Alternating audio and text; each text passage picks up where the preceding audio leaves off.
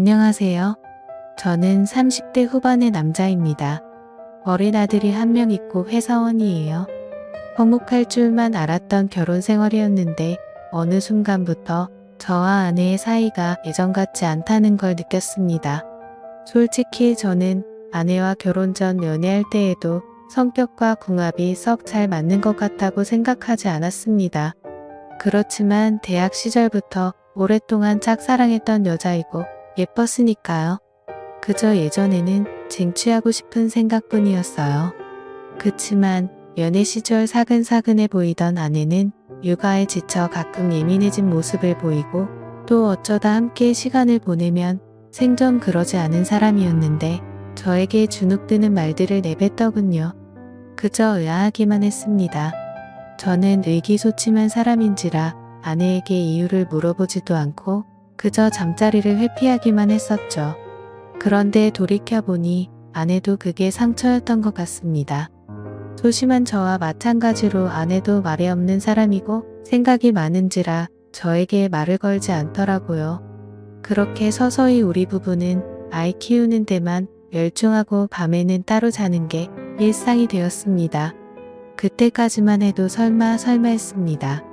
아내가 아가씨 때와는 다르게 표정력이라든지 발걸음이 커졌다고 생각했었지만 설마 아들밖에 모르는 아기 엄마가 한눈을 팔겠나 싶었습니다. 그런데 웬걸요. 저의 크나큰 오산이었습니다. 한두 달쯤 지났을 때였을 거예요. 제가 여느 때처럼 회사에서 업무 중이었는데 갑자기 배가 사살 아픈 거예요. 그런데 직장 동료 몇 명도 저와 같은 증상을 보였고 점점 심해진 복통으로 우리들은 병원에 갔습니다. 진찰을 받아보니 의사가 식중독이라고 하더라고요. 알고 보니 그날 밖에서 사 먹은 점심 식사에 문제가 있었고 그렇게 병원에서 간단히 치료를 하게 되었습니다.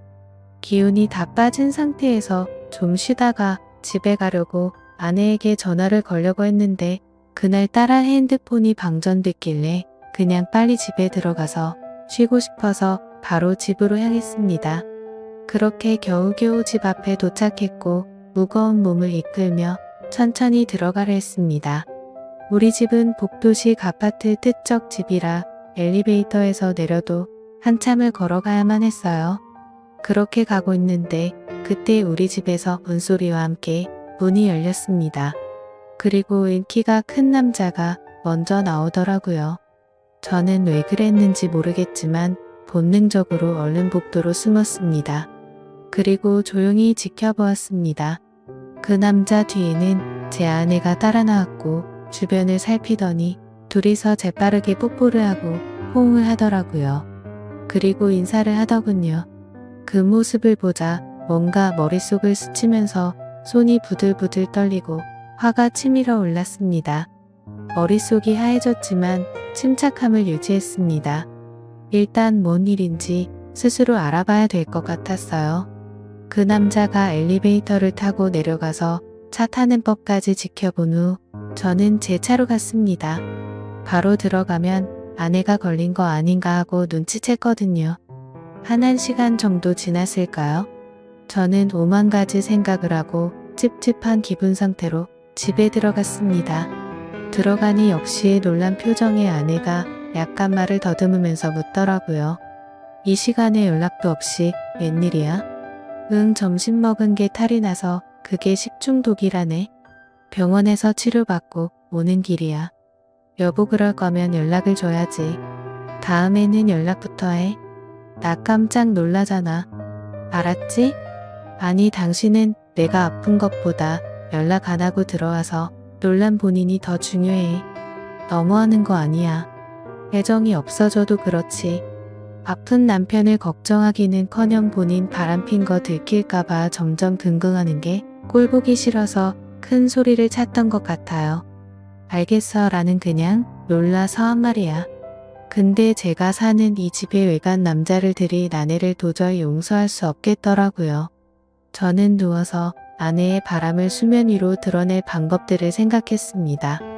일단 아내의 핸드폰과 아내의 블랙박스를 통해 증거를 모아야 했어요.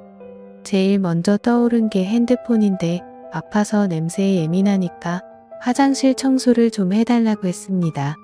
아내는 평소 같으면 표정이 안 좋았을 텐데 아까 저에게 좀 미안했는지 바로 알았다고 하더군요. 아내가 화장실 청소를 하는 사이 저는 얼른 아내의 핸드폰을 열어보았습니다. 보니까 비밀번호로 잠겨 있더라고요. 순간 멍해졌지만 아이 생일을 입력하니 바로 되더군요. 허술하게 잠금해 놓은 덕분에 저는 적나라한 아내의 일탈을 엿볼 수 있었습니다. 대화창을 열어보았는데 아주 가관도 아니더군요.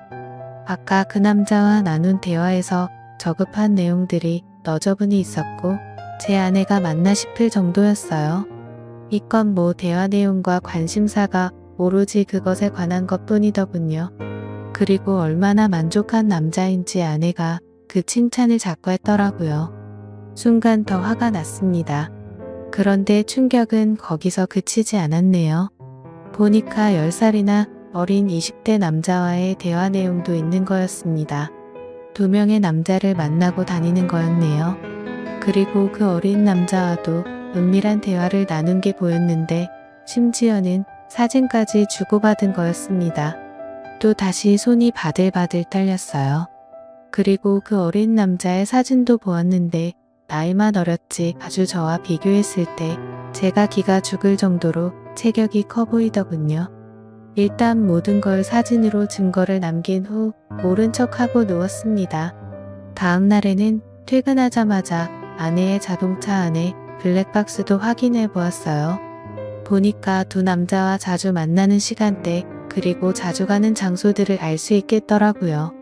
어느 평일 점심시간 저는 회사 점심시간에 조금 일찍 나와서 집 앞 주차장에서 몰래 대기를 하고 있었어요. 얼마 지나지 않아 제 예상과 맞게 아내가 차를 타러 나왔습니다. 다른 남자 만나러 갈 때 설레어 보이는 아내를 보니 비참함이 몰려왔습니다. 그렇게 몰래 뒤따라갔고 아내가 마침 한 오피스텔로 들어가더군요. 얼른 따라 들어갔고 아내가 엘리베이터에서 몇 층에 내리는지 몰래 지켜봤습니다. 6층이더군요. 조금 뒤 올라갔는데 호수가 많아서 어디로 들어갔는지 알 수가 없더라고요. 그런데 현관 밖으로부터 아내의 목소리가 들리는 곳이 있더군요. 어디라고 말하지 않아도 금세 알 수 있었네요.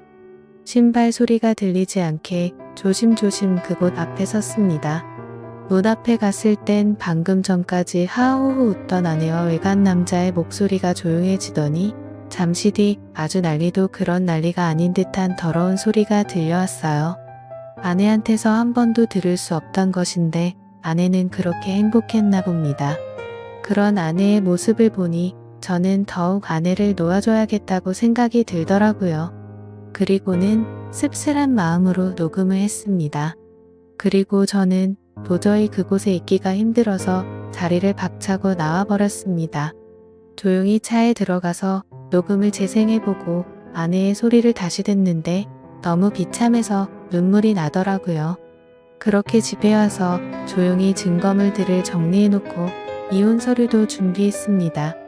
잠시 뒤 불륜을 저지른 아내가 들어오더니 또 일찍 집에 온 저를 보고 소스라치게 놀라더군요.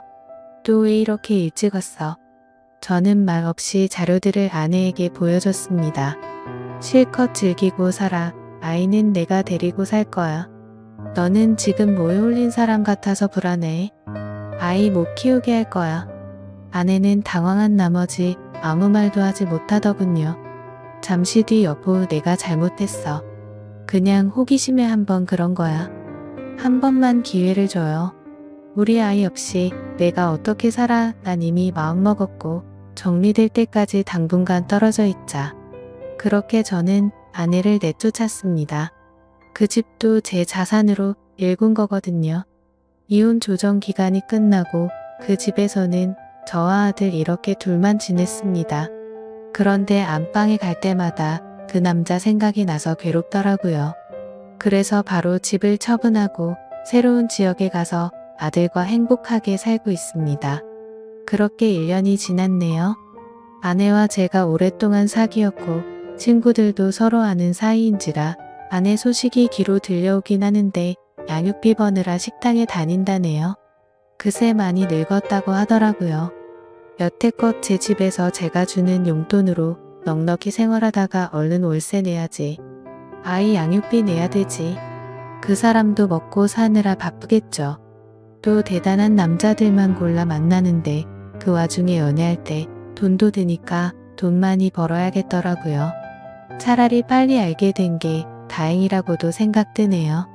갈라섰으니 저도 저와 잘 맞는 사람 만나서 연애나 하려고요. 저와 비슷한 경험 있으신 분들 모두들 힘내시고 새롭게 희망을 가지시길 바랍니다. 오늘의 사연은 여기까지입니다.